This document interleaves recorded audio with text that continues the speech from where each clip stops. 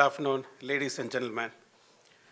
I thought I'll give a small glimpse of the complex activity that we do so that you will get an idea and probably to find a way forward to work together. Of course, the business model possibilities, I leave it to my colleague who is going to speak after me. The AWNC is one of the program which we started. As you all aware, AVAX started way back in 70 with E2 followed by E3. Both of them are mechanical scanning. In the 1990s, Ericsson started with electronically scanning ASA-based radar, and followed by that, we have emulated that both for 240-degree scanning on an Embraer platform and 360 degrees coverage on a bigger platform than that. When you look at the various ASR system, there are three types are possible. Put the antenna on top of the aircraft, have coverage on either side.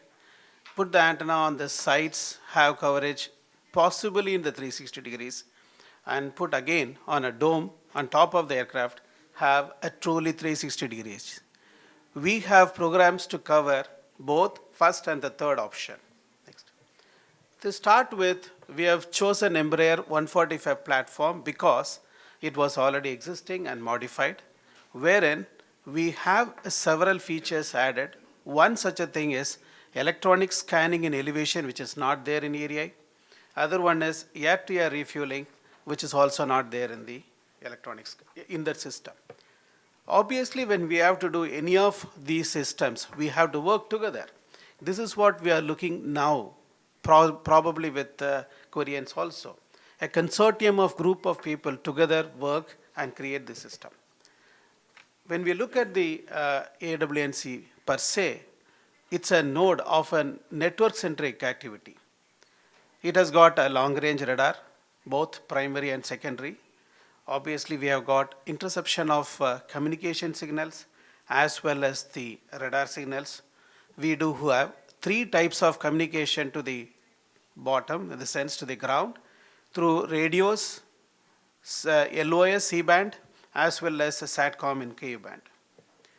Finally, the airborne early warning system is designed to perform search, detect, track, identify, integrate the sensor data, finally communicate the air situation picture. In terms of battle management, it evaluates the threat, assigns the weapon, and also guides the intercepts towards the enemy target. We do gather electronic and communication intelligence, and we can manage airspace. One of the crucial element of this system is nothing but the ASA antenna on top of the aircraft, which first of all, it should be structurally rigid enough to withstand the aerodynamic needs. It's totally indigenously developed in the country. It has gone through rigorous testing as well as analysis in terms of structural activity. Obviously, to find out the load, air load particularly, we need to do several amount of wind tunnel testing apart from the safety calculations. We also have done internal computation in terms of CFD flow to ensure thermal management is done. There is no hotspot is allowed because we are wisely managing entire thermal problem using a freely available ramjet air. Coming to the ASA per se, the basic and critical building block is nothing but the TR modules.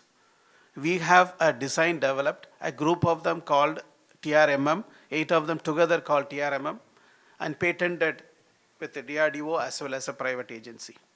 A good amount of engineering is needed in accommodating nearly 2 to 3 kilometers of RF cable inside the antenna, and then only it will perform its function. We have also done wisely by integrating the antenna into the structure itself so that weight could be controlled.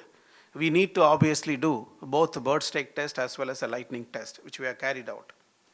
With all those things, once the antenna is ready, it needs to be done complete thorough testing as an antenna in an indoor test range, followed by in an outdoor as a radar combined with rest of the unit, last but not the least is put onto the aircraft and fly high. We need to know that AWNC is not a single system, but also has got its own secondary surveillance radar. We indigenously developed it, and we do have two byproducts of that. One is the transponder, other one is a combined interrogator and transponder.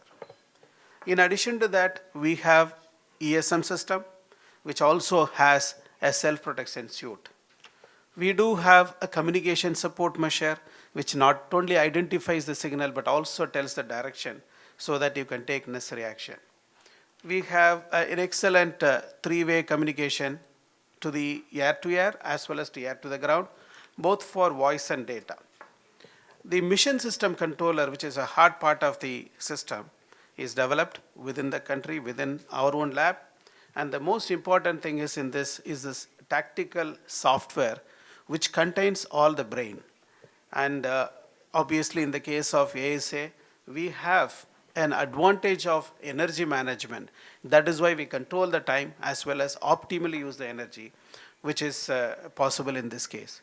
The last is our OWS, where we display the system ergonomically developed, suitable for our country and our need, and our users are fully participated in that. Last but not the least is we cannot have an airborne system without the ground complement. We have a ground exploitation station, we have a planning station, we have automatic test equipment, we also have got a training station. All these things are possible only if we have a suitable infrastructure, and that we have. Having got that, this AWNC program triggered in the following ways. First of all, the induction of the system will be in the year 2014 with the Air Force. We also got sanctioned already 6 more true 360 degrees coverage AVAC system for the same Air Force. We are also having a discussion and proposal from Brazilians for a joint development for an export model.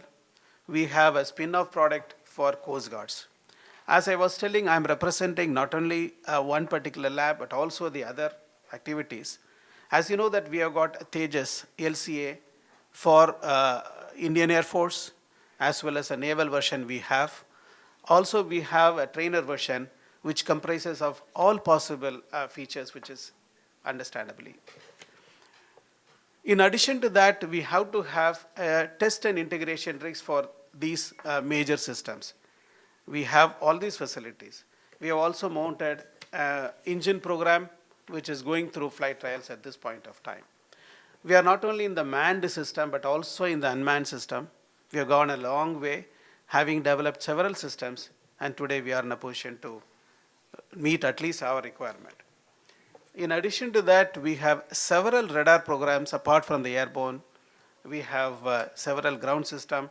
The smallest of them is the PFSR, Battle Surveillance Radar, up to the largest one is Central Acquisition Radar. With this, I would like to invite all of you that looking forward for a suitable cooperation between India and Korea.